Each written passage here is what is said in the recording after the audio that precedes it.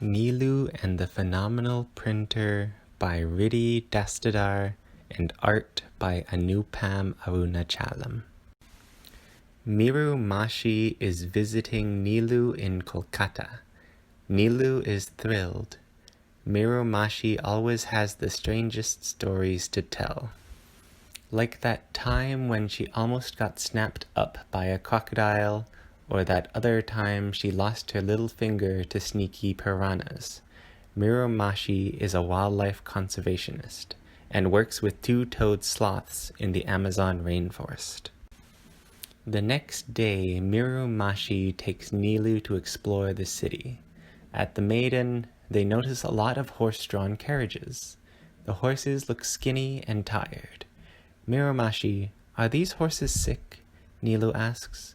He notices one limping, barely able to pull the carriage.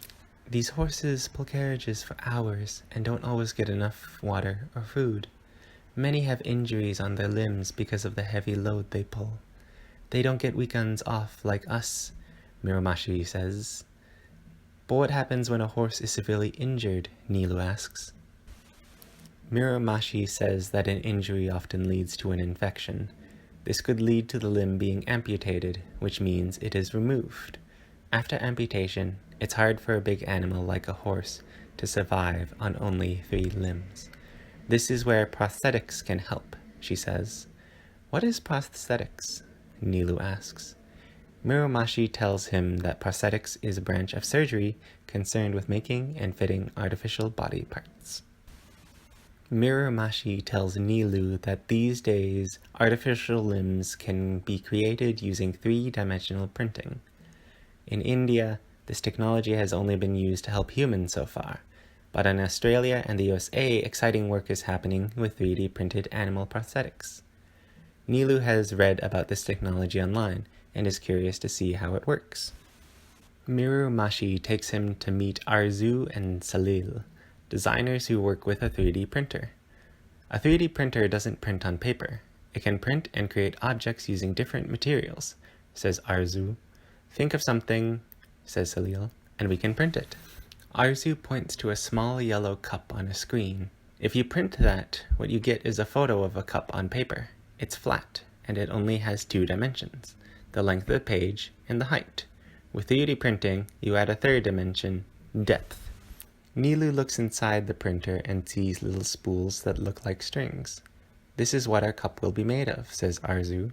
This is bioplastic, but can use other material, metals, wood, nylon, even food or human cells.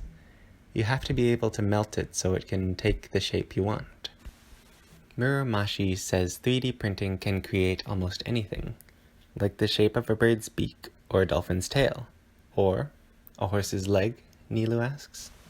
Yes, maybe for a small horse someday, says Miru Mashi. Neelu is thinking about the horses at the Maiden, and 3-legged dogs he often spots on the streets. He has a lot of questions about how 3D printing can help injured animals. Arzu tells Neelu that 3D printed animal prosthetics is going to be the next big thing. There are so many animals who are living better lives because of 3D printed prosthetics. She tells him how 3D printed paws were created for a dog with disabled front legs to help him run better. Salil adds that in Northwestern University in the USA, they created 3D printed ovaries for a mouse, who then gave birth to baby mice. It's time for Miru Mashi to leave. Neelu has learnt so much about animals and animal rescue from her. He tells her that he wants to be a veterinary surgeon when he grows up, and use 3D printing to recreate limbs for injured animals. Until then, Neelu is happy spending time with animals at the shelter, especially the horses. Magic limbs.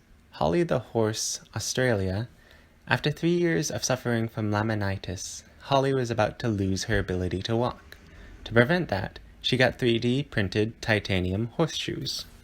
Fred the red-footed tortoise, Brazil. Fred lost most of her shell in a forest fire. She had also suffered from pneumonia and had nothing to eat for 45 days. She was rescued by a group of veterinarians and a dental surgeon who created a 3D printed shell for her. Grisha the toucan, Costa Rica. The top part of Grisha's beak broke off after a brutal attack by a group of boars. He couldn't forage for food, defend himself from predators, or even sing. Now he has a 3D printed beak. Let's print in 3D. 3D printing is a process of making three-dimensional objects from a digital file. The image is chopped into slices and fed to the printer. Whichever material is chosen for the 3D printed object, the printer will pull it through a tube at a very high temperature. It comes out of a nozzle at the end in a very thin strand. The strands are deposited layer by layer on the plate, and only after all the layers are printed is a 3D printed object ready. In the future, 3D printers can help us reduce waste and pollution and treat injuries.